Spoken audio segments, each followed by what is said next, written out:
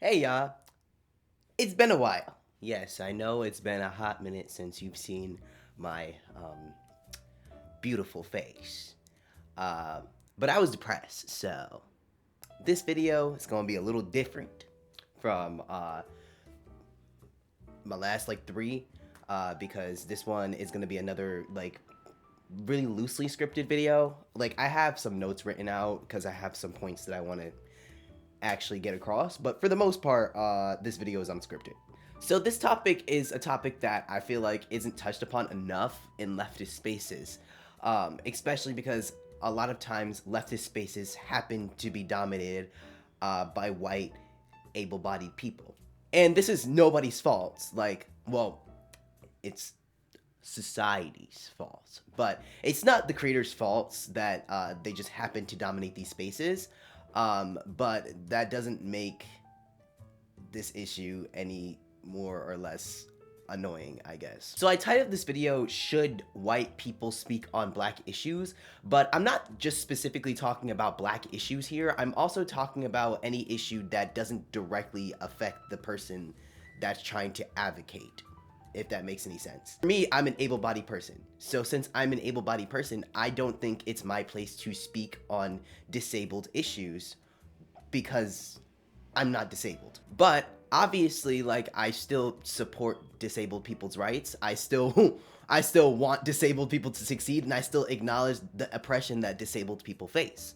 I feel like a lot of people who try to advocate for an oppressed class kind of have to deal with this balancing act. The issue with a lot of allies is that the majority of the time they're balancing between wanting to advocate for the people that they care about or for the oppressed class that they care about and dominating a space. There's been so many spaces that I've been a part of that are white dominated that every time I try to add my own voice on issues that affect me and not the other people in the room, I'm not listened to, but the other white allies in the room are. And that's never okay. It's not okay to speak over oppressed people. Your job as an ally is not to speak over people. Your job as an ally is to uplift those voices. You hear this a lot from a lot of other minorities, especially like for the people who know me from TikTok, especially in the TikTok space. You hear this a lot, and I feel like I kind of empathize with when white people especially get annoyed with this sentiment. And I think it's just because a lot of y'all don't really understand where we're coming from. The majority of the time when you hear black people or when you hear people who are part of an oppressed class say, this is not an issue that affects you, you don't have a voice here. The majority of the time, it seems like it's when we're in a disagreement. Like, you're saying some shit that sound crazy, and I'm like, shut up, you don't know what the fuck you're talking about. And so I feel like when we say this, that people kind of feel like it's a cop-out. Like, similar to like when a parent who's doing something obviously irresponsible or obviously terrible to a child says, well, you don't have kids, when someone calls them out on their bullshit, right? But here's the distinction. We all have the mutual experience of being raised, or at least most of us do. Most of us have the mutual experience of being raised. We all know what it is to be a child and to have parents or a parental figure. But we do not all have the mutual experience of being black. You do not know what it is or what it feels like to be black unless you're a black person. And it's the same with disabilities, it's the same with other people of color, it's the same with literally any other oppressed class. You do not know what it's like to be part of that oppressed class unless you're already part of that oppressed class. The majority of the time when people are trying to speak on issues and dominate spaces that don't directly affect them, there's more room for ignorance. Because you have literally all of the points that you're talking about, or the majority of the points that you're talking about, are either coming from friends or coming from the research that you did. And that's all well and good. I'm not saying don't do that. Like, please, please continue to research, continue talking to your friends of oppressed classes. But there's a lot of nuance that's there that you wouldn't get unless you're part of a class, right? And so even though it comes across as though like people are just trying to shut you down because you're disagreeing with us, that's not actually what's happening. It's more just like you just said some ignorant shit, so you're gonna need to sit down and listen. And you can say that like I'm just talking out of my ass or whatever, but there's been times where allies have been called out even though they had the best intentions, but they attempted to speak on an issue that doesn't directly affect them, and they were subject to ignorance, and so they end up getting called out. Example, like the whole Sia controversy currently right now, right? So Sia made her movie Music that really offensively portrayed people with autism. I'm not sure if Sia is ableist. I'm not making a stance here. I feel like it's not my place to do that. But I will say that I feel like part of the reason that a lot of the shit she did wrong flew under the radar and why she just let the movie be out after so many people were already complaining about it is for money, because capitalism. The thing is that I don't think Sia was trying to be ableist. Like, I think, like, if we go with the assumption that Sia had the best intentions in mind and really wanted to make a story about people with autism, and so that people can actually understand people with autism, and so that people with autism can see themselves on the screen. If we go with Sia had the best intentions in mind, she still fucked up. Like, she still offensively portrayed a person with autism. And then afterwards, after people started calling her out, at least initially, when people started calling her out, she portrayed it as like, oh, I tried to help you. Like, I'm an able-bodied person coming in and helping you and advocating for you. You guys attack me like this? It's kind of like she started and she's like, it seems like she had the best intentions in mind, but it also kind of seems like an ulterior motive was kind of to white knight for autism, like to white knight for people with autism. And with a lot of these spaces and other spaces, like with Black center spaces and POC center spaces, it's kind of the same shit, where it's like we call white creators out when they spread misinformation, or we call white creators out when they're doing something that's a little problematic, and then they get defensive and be like, whoa, I thought I was doing the best for this community, but if you don't want me here, but Black Lives Matter, I get, like, the minute you decide to call them out, all of a sudden they get defensive, and it's not oh, my bad, I'll listen to you and step back. It's I was helping you, how dare you? And then you got this notion of silencing and cancel culture, which cancel culture, I will say cancel culture is definitely real.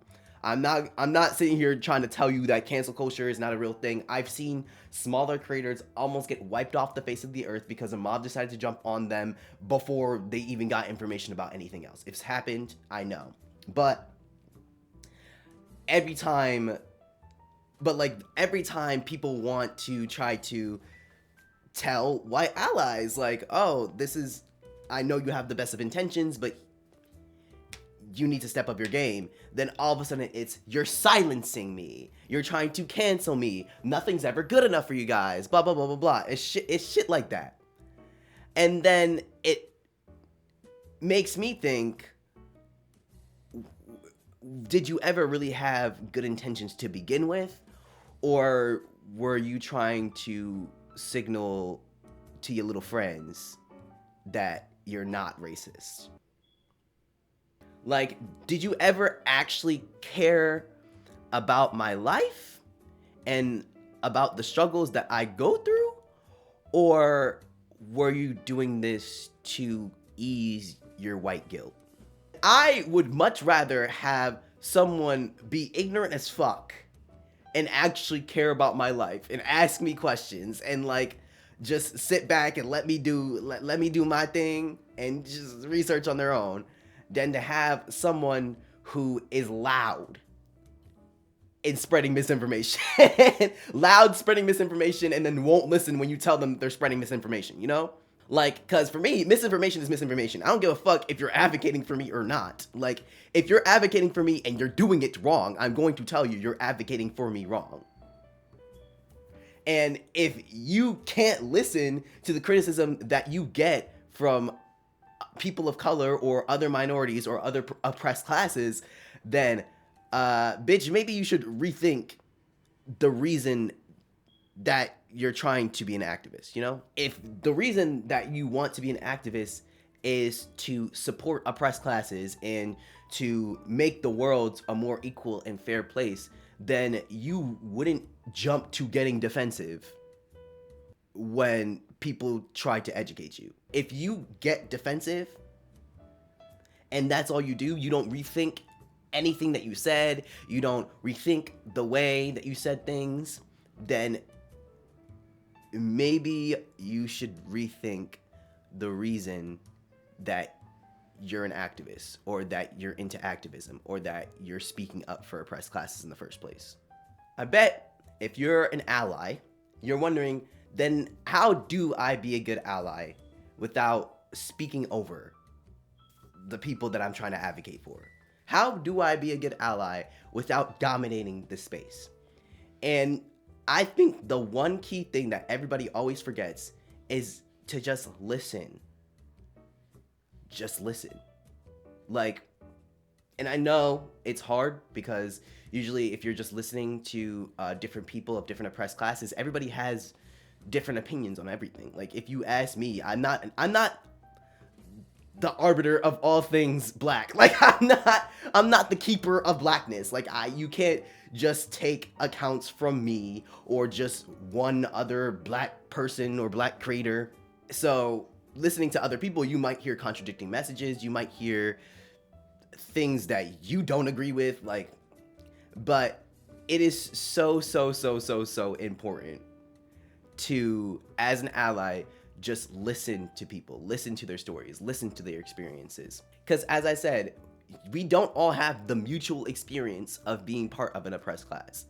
And so there's a lot of nuance that comes with being black or being trans or being disabled or being anything else. No amount of research can give you experience. Like, regardless of how much you research, how many stats you memorize, how many political philosophies and shit you read into, like, none of that gives you the experience of being part of an oppressed class. It just doesn't. So the best you can do is just listen to people who actually have that experience and actually take them seriously when they're talking about things that you might be saying that could be offensive or could be biased. And if you're doing that with the best intentions, you're keeping your ears open, keeping your mind open, and letting people educate you, just letting people part of these groups educate you, people will see it. You won't like, of course there's gonna be people who aren't happy regardless of what you do, but most people can realize, like, most people can tell when you're trying, and most people can tell when you're being genuine and when you're genuinely open to wanting to learn. I hope this video was concise and made sense. I script my videos for a reason, pretty much. Thank you for all my new subscribers. I almost am at 200 subs now, and I know a lot of y'all are over from my TikTok, so thank you for coming over to my channel and checking me out. And I hope you stick around for more of me talking about things that I care about. Speaking of TikTok, follow me over there. Follow me on my Instagram. Follow me on my Twitter. And like this video and subscribe down below. This is TMG signing out. Peace.